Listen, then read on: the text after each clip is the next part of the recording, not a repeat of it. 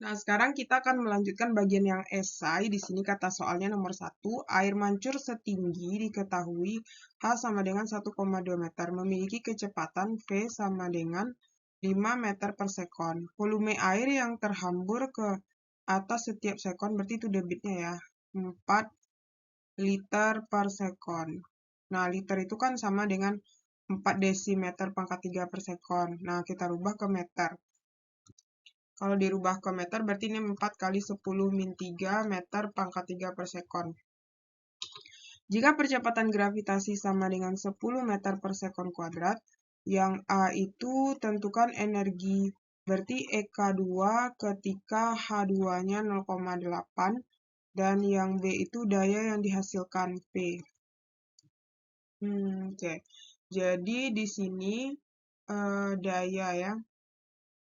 Kalau kita lihat di sini hanya ini kan H1 nih, tapi kita belum punya massa ya. Nanti kita cari di sini.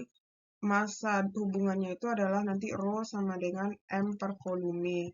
Berarti M sama dengan Rho kali volume. Nah, hubungannya Rho volume. Volume ini dengan debit ya. Q sama dengan volume bagi waktu. Berarti volume sama dengan Q kali T.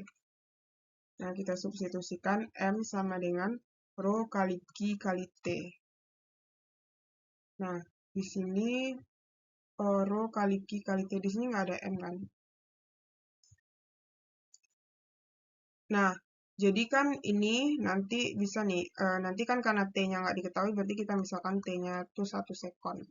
Oke, dah, jadi bisa kita cari V, ini V1, jadi EK2 yang ditanya ya.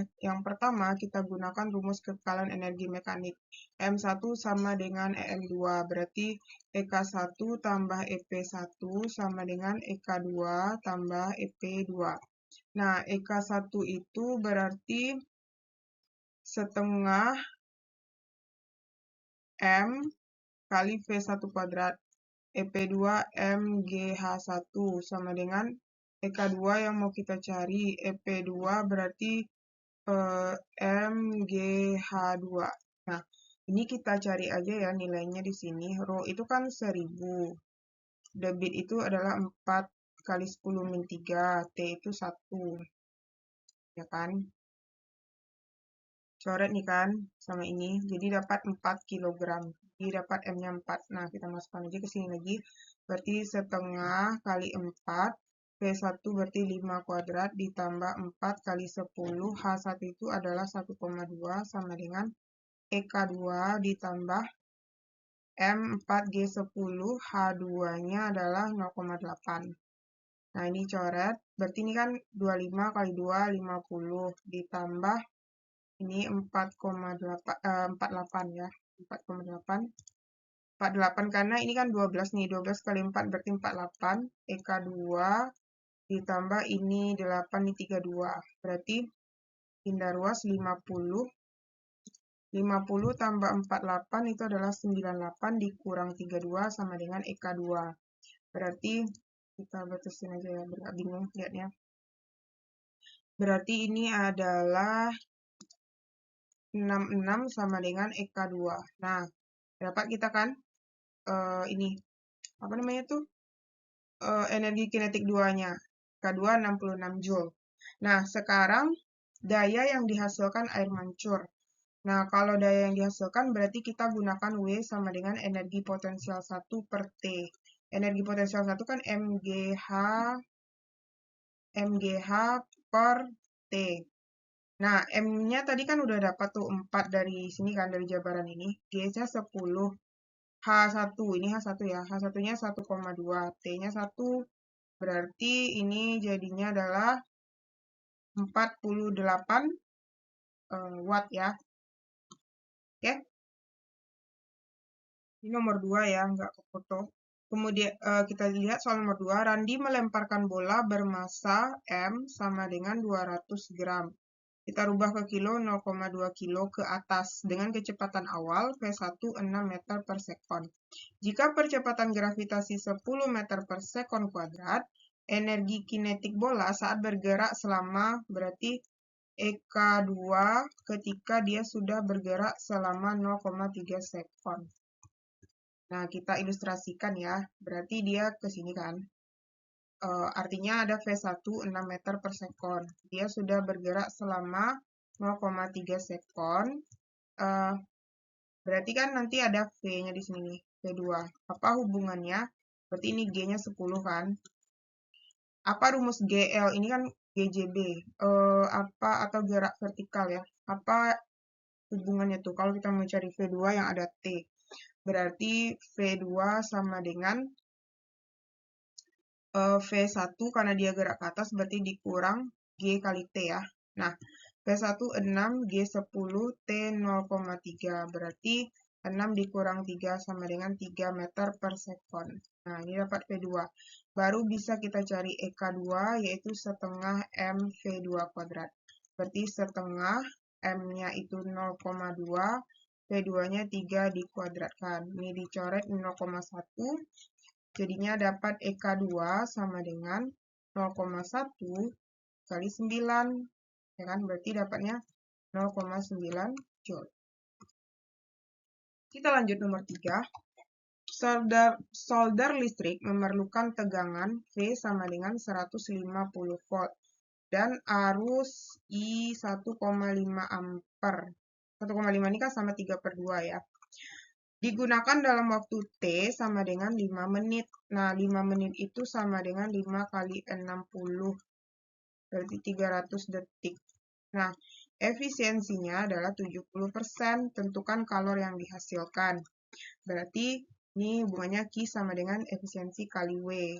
Berarti 70% energi listrik V kali I kali T.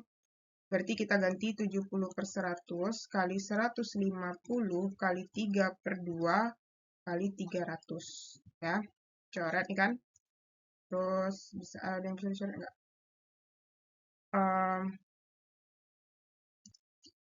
Nah, ini kita kalikan 70 kali 150 kali 3 kali 3 bagi 2. Nah, itu nanti hasilnya adalah 47.250 Joule atau sama dengan 47,25 kilojoule.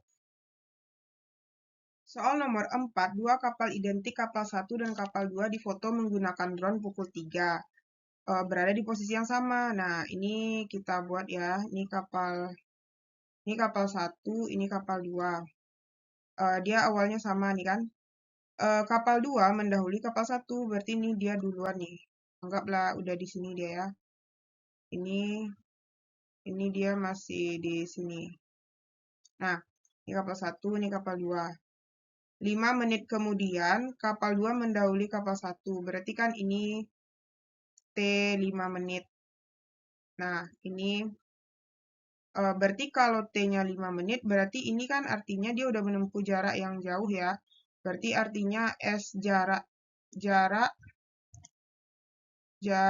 ini, jarak 2 lebih besar daripada jarak pertama. Jarak itu kan lambangnya S. S2 lebih besar daripada S1 kan. Nah, kalau kita hubungkan W itu kan F kali S. Jadi ada hubungannya dengan jarak. Jadi kalau W-nya, jadi S-nya semakin besar, jika perpindahannya semakin besar, W-nya juga semakin besar. Otomatis di sini W2 bakal lebih besar daripada W1. Nah, jadi kesimpulannya ini ya. Nomor 5, beberapa peserta didik melakukan percobaan pembuktian nilai energi potensial. Data percobaan ditunjukkan pada tabel berikut. Jika percepatan gravitasi 10, jelaskan hubungan energi potensial benda dan waktu jatuhnya benda. Hubungan energi potensial benda dan waktu jatuh benda. Nah, jadi ada dua pertanyaan ya, energi potensial dan waktu. Berarti kita cari yang pertama, itu bagian yang A, energi potensial ya. Nah, kita bandingkan aja EP1 banding EP2 banding EP3, karena dia ada 3 kan, 1, 2, 3. EP1 MGH1 banding MGH2. Ini banding MGH3. G-nya kan bisa dicoret nih. Nah, terus M-nya beda. M-nya sama ya semua. Nah, karena M-nya sama, ya coret aja. Berarti tinggal perbandingannya itu adalah H aja gitu kan. H1-nya 1, H2-nya 1,5, H3-nya 2. Nah, ini sama-sama kita kali, supaya hilang komanya ya, kita kali berapa ya? Kali 2 kali ya.